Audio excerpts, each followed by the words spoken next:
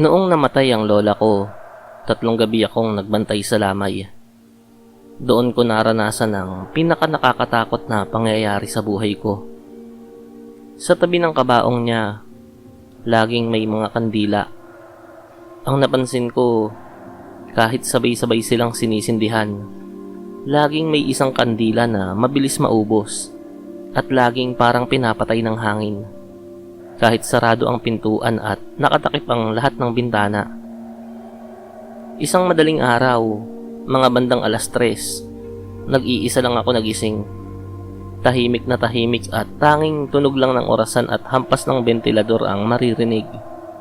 Biglang lumiwanag ang apoy ng kandila. Masyadong malaki at parang kumakaway. Doon ko nakita na parang may anino ng taong nakaupo sa tabi ng kabaong. Kinusot ko ang mga mata ko dahil baka guni-guni lang. Pero nang bumukas ang pinto, parang pumasok ang isang babae na nakaputing damit. Humahagulgul siya ng iyak. Nakayuko at naupo mismo sa tabi ng kabaong. Akala ko kamag-anak na dumalaw. Kaya nilapitan ko at tinanong, "Sino po kayo?" Ngunit nang humakbang ako, parang usok siyang naglaho. Kasabay ng sabay-sabay na pagkamatay ng lahat ng kandila. Nanlamig ang buong katawan ko. Parang may humawak sa balikat ko at may malamig na hiningang dumampi sa tenga ko. Doon ako napasigaw at ginising ko ang mga natutulog. Pero nang dumating sila, wala naman silang nakita. Mula noon, tuwing naaamoy ko ang kandilang ginagamit sa burol, hindi ko mapigilang maalala ang pangyayaring yon.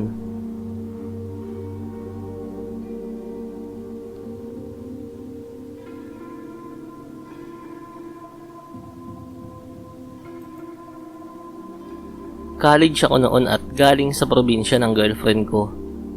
Dahil natagalan kami sa biyahe, madaling araw na ako nakauwi.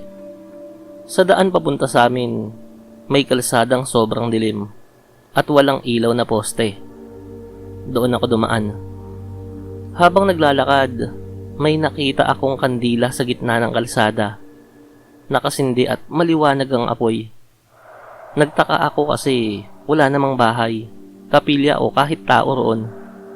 Ang una kong naisip, baka may patay na inaalala. Pero bakit sa mismong gitna ng daan? Di ba dapat sa gilid lang?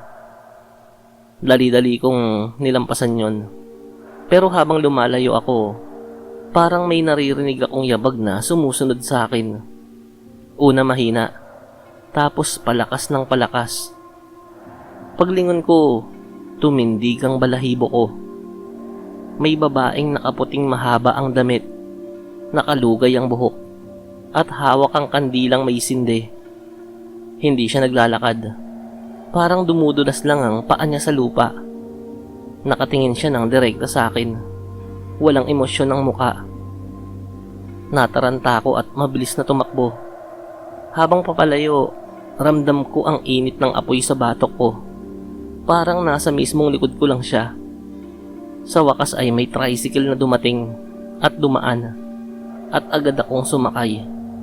Nang sumulyap ako pabalik, nakita akong nakatayo pa rin siya sa gitna ng kalsada, nakataas ang kandila, bago ito biglang namatay.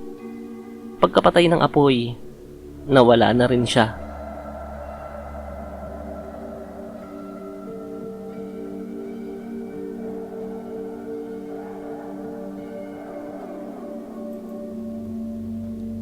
Matagal ko nang nakasanayan na tuwing gabi, bago matulog, nagsisindi ako ng kandila sa maliit na altar sa sala. Doon ako nagro-rosaryo at nagdarasal para sa kaluluwa ng asawa kong si Ernesto, na 4 na taon nang patay. Isang gabi, habang nagdarasal ako, napansin kong kakaiba ang apoy ng kandila. Hindi yun normal na dilaw, nagiging kulay asul, minsan pula, at parang sumasayaw na parang may hinahabol. Napatigil ako ng dasal, pero itinuloy ko pa rin. Doon ko naamoy ang paboritong pabango ni Ernesto, yung ginagamit niya noong nabubuhay pa siya. Napakalamig ng hangin na dumampi sa batok ko. Bigla akong nakarinig ng boses, malapit sa tenga ko. malalim at pamilyar. Para akong binuhusan ng malamig na tubig. Nabitawan ko ang rosaryo at muntik nang mahulog ang kandila. Nang tignan ko ulit, normal na ulit ang apoy nun. Pero ang hangin, parang bumigat at ramdam ko ang presensya niya sa mismong tabi ko. Simula noon, hindi na ako nagdarasal mag-isa sa gabi. Lagi ko nang hinihintay ang mga anak ko bago magsindi ng kandila. Kasi ayokong marinig muli ang tinig ng patay kong asawa.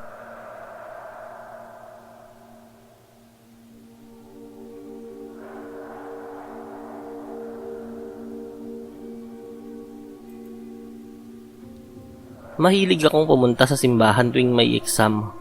Nagdarasal ako para humingi ng gabay. Isang gabi, 7:00 na noon, pumunta ako para magsindi ng kandila sa gilid ng altar.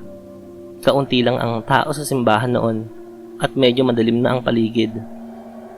Pagkatapos kong magsindi, may napansin akong matandang babae na nakaupo sa bangko sa likod. Nakatingin siya ng matalim sa kandila ko. Hindi kumikilos. Dahil nahihiya akong makipagtitigan, lumayo ako. Pero habang naglalakad palabas, narinig ko siyang nagsalita ng mahina. Hindi lahat ng kandila ay para sa nagdarasal. May kandila ring nag-aanyaya ng mga kaluluwa. Napalingon ako. Naangiti siya. Pero malamig ang tingin. Doon ko napansin ang isang bagay na hindi ko malilimutan. Wala siyang anino. Kahit ang liwanag ng altar ay diretsyong tumatama sa kanya. Dali-dali akong bumalik para patayin ang kandila ko. Pero wala na itong apoy. Kahit kakasindi ko lang. Nang tumingin ako ulit sa bangko, wala na rin ang matandang babae. Hanggang ngayon, hindi ko alam kung anong klaseng nilalang siya.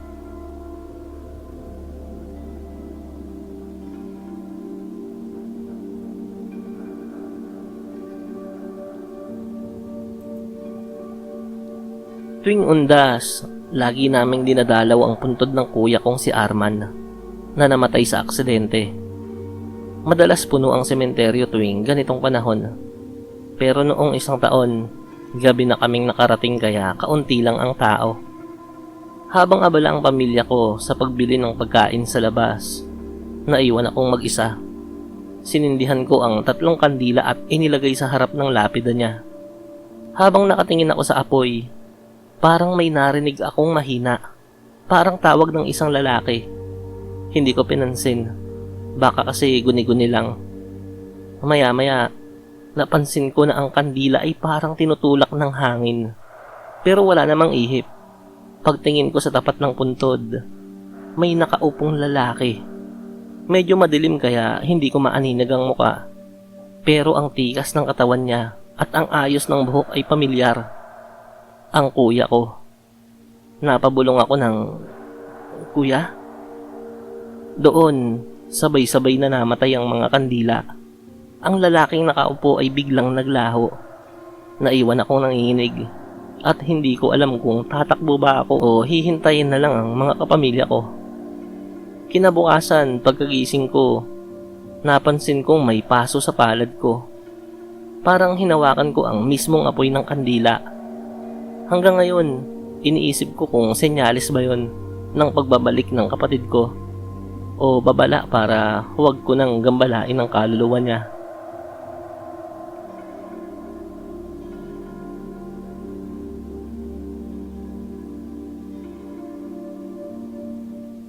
Ayun.